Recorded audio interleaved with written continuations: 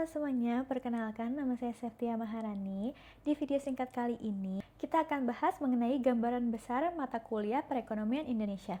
Dari mulai sejarah, sistem ekonomi, sampai tantangan yang dihadapi oleh negara kita. Pertama, kita harus tahu dulu nih, apa itu ekonomi. Ekonomi adalah ilmu yang mempelajari bagaimana manusia memenuhi kebutuhan yang tidak terbatas dengan sumber daya yang terbatas. Singkatnya, gimana caranya kita bisa cukup padahal barang dan jasa selalu kurang dari kebutuhan kita. Nah, kalau bicara soal sejarah Indonesia, perjalanannya panjang banget.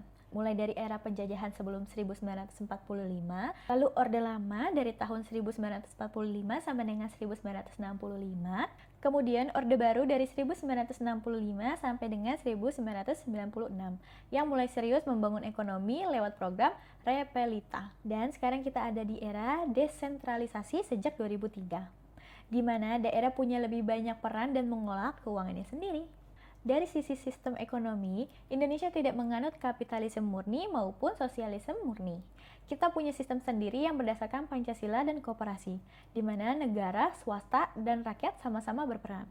Lanjut pada materi kedua, yaitu sistem perekonomian Indonesia. Sebenarnya, Indonesia itu pakai sistem ekonomi seperti apa sih? Jadi, sistem ekonomi itu simpelnya adalah cara sebuah negara mengatur yang boleh memiliki, memproduksi, dan mendistribusikan barang serta jasa. Di dunia ini ada beberapa sistem ekonomi yang kita kenal. Yang pertama ada sistem tradisional, yaitu yang mengandalkan alam dan kebiasaan turun-temurun.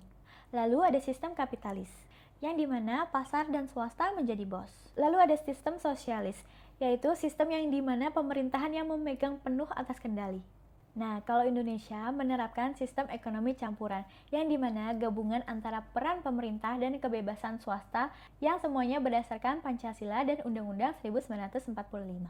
Ini diatur jelas pada pasal 33 Undang-Undang 1945 yang berbunyi sumber daya menyangkut hajat hidup orang banyak dikuasai negara, tetapi kepemilikan pribadi tetap diakui selama tidak merugikan kepentingan umum.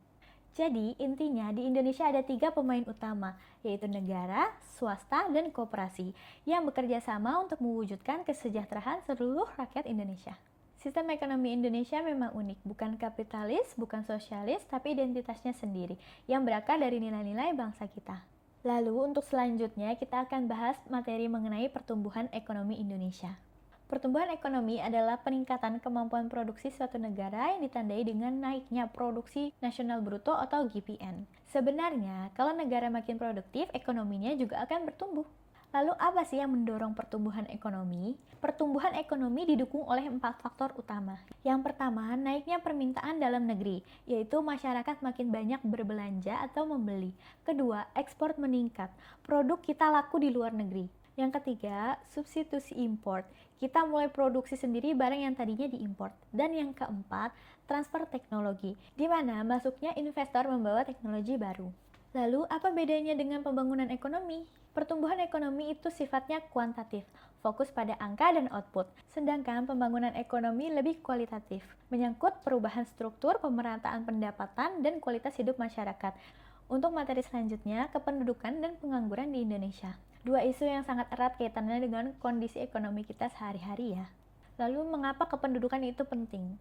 Indonesia adalah salah satu negara dengan jumlah penduduk terbesar di dunia. Hingga pada tahun 2018 mencapai 265 juta jiwa. Jumlah penduduk yang besar bisa jadi aset, tetapi bisa juga jadi beban jika tidak dikelola dengan baik. Terlalu banyaknya penduduk tanpa lapangan kerja yang cukup sama dengan meningkatkan pengangguran. Tapi, terlalu sedikitnya penduduk sama dengan kekurangan tenaga kerja. Jadi keseimbangannya memang sangat penting. Lalu siapa itu angkatan kerja? Menurut BPS, angkatan kerja adalah penduduk usia 15 tahun ke atas yang sedang bekerja atau mencari pekerjaan. Sedangkan yang masih sekolah atau mengurus rumah tangga tidak termasuk dalam kategori ini. Lalu apa itu pengangguran? Pengangguran adalah mereka yang tidak punya pekerjaan dan tidak aktif dalam mencari kerja. Pengangguran dihitung dalam rumus yang sangat sederhana. Jumlah pengangguran dibagi dengan angkatan kerja dikalikan dengan 100%. Jadi, apa penyebab pengangguran? Beberapa penyebab utamanya antara lain penduduk yang terus bertambah, keterampilan tenaga kerja yang masih rendah, lapangan kerja yang makin terbatas, dan teknologi yang semakin menggantikan peran manusia. Jadi apa solusinya? Pemerintahan perlu mendorong pendidikan dan pelatihan kerja, membuka investasi baru, mengembangkan UMKM, serta memanfaatkan potensi sektor kelautan dan pariwisata yang sangat besar. Intinya, mengelola kependudukan dan mengurangi pengangguran adalah kunci agar Indonesia bisa terus tumbuh dan sejahtera. Nah, materi selanjutnya adalah ketahanan pangan dan pembangunan pertanian Indonesia. Kenapa sektor pertanian itu penting? Pertanian bukan hanya sekedar urusan sawah dan ladang, tapi sektor ini berkontribusi besar terhadap PDB nasional, menyerap jutaan tenaga kerja, dan menjamin kesetiaan pangan bagi seluruh rakyat Indonesia. Berdasarkan data BPS pada tahun 2017, lebih dari 35 jiwa bekerja di sektor pertanian dan perikanan. Ada 3 tahap perkembangan pertanian. Yang pertama, pertanian tradisional, yaitu pertanian yang mengandalkan tenaga manusia dan hasilnya terbatas. Kedua, tahapan peralihan, mulai menggunakan teknologi sederhana. Dan yang ketiga, pertanian modern, yang memanfaatkan teknologi canggih dari penanaman hingga pemasaran. Lalu apa itu ketahanan pangan? Menurut Undang-Undang Nomor 18 Tahun 2012, ketahanan pangan adalah kondisi terpenuhinya kebutuhan pangan bagi seluruh masyarakat. Cukup jumlahnya, cukup gizinya, cukup merata dan terjangkau bagi seluruh kalangan. Ada 3 pilar utama ketahanan pangan yang harus terpenuhi. Yang pertama, ketersediaan, yang kedua, keterjangkauan, dan yang ketiga, stabilitas. Kalaupun ada salah satunya yang goyang, seperti yang terjadi saat krisis ekonomi tahun 1997 hingga 1998, dampaknya bisa sangat besar bagi stabilitas nasional.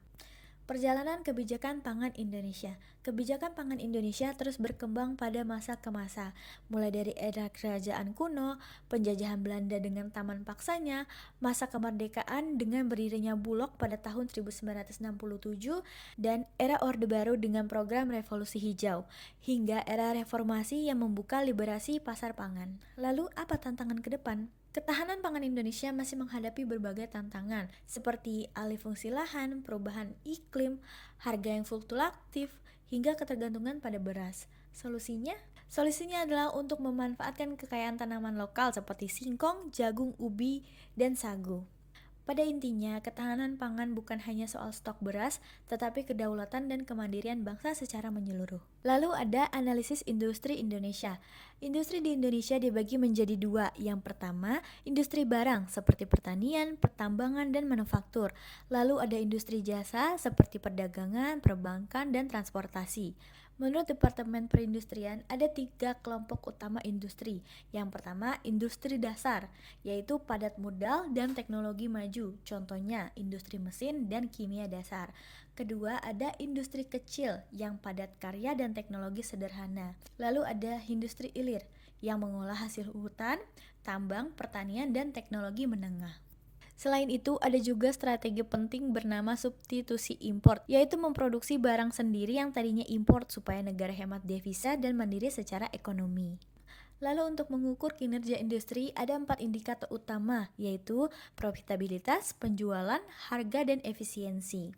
Industri juga punya daun hidup, yang dimana mulai dari tahap pemulaan, pertumbuhan, kedewasaan, stabil, hingga penurunan. Dan yang terakhir ada 5 kekuatan Porter yang menentukan persaingan industri, antara lain persaingan antara perusahaan, ancaman pemain baru, produk substitusi, daya tawar pembeli, dan daya tawar pemasok.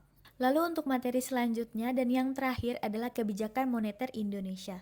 Kebijakan moneter adalah cara pemerintah melalui Bank Indonesia sebagai bank sentral untuk mengatur jumlah uang yang beredar di masyarakat.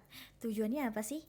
Tujuannya adalah untuk menjaga stabilitas ekonomi, mengendalikan inflasi, membuka lapangan kerja, dan menjaga keseimbangan neraca pembayaran. Nah, ada 4 instrumen utama yang digunakan Bank Indonesia. Yang pertama, politik diskonto, yaitu mengubah suku bunga pinjaman antara bank. Jadi, kalau suku bunganya naik, pinjamannya jadi mahal, uang beredar pun berkurang. Kedua, ada giro wajib minimum atau GWM. Jadi, bank komersial wajib menyimpan sejumlah uang atau dana di Bank Indonesia. Jadi, kalau GWM naik, uang yang bisa dipinjamkan ke masyarakat berkurang. Yang ketiga, ada operasi pasar terbuka, yang dimana Bank Indonesia bisa menjual atau membeli surat berharga untuk penyerapan atau menambah uang di pasar. Yang keempat dan yang terakhir, kredit selektif, mengatur jenis dan jumlah kredit yang disalurkan oleh bank. Kebijakan moneter dibagi menjadi 2. Yang pertama, ekspansif, yaitu menambah uang beredar untuk mendorong pertumbuhan ekonomi, dan kontraktif, yaitu mengurangi uang beredar untuk menekan inflasi. Adapun 3 hal yang diukur dalam kebijakan keberhasilan. Yang pertama, kesempatan kerja yang meningkat, yang kedua, harga yang stabil, dan neraca pembayaran yang seimbang. Oke teman-teman, dari semua pembahasan tadi kita bisa simpulkan kalau perekonomian Indonesia itu punya kondisi yang unik. Kita punya sistem sendiri yang tertuang di Pasal 33 Undang-Undang 1945 yang dimana negara, swasta, dan koperasi bergerak bareng-bareng untuk kesejahteraan Indonesia. Nah, jadi sekian dulu gambaran besar untuk mata kuliah perekonomian Indonesia kali ini. Terima kasih sudah menyimak dan menonton sampai akhir. Semangat belajar untuk semuanya!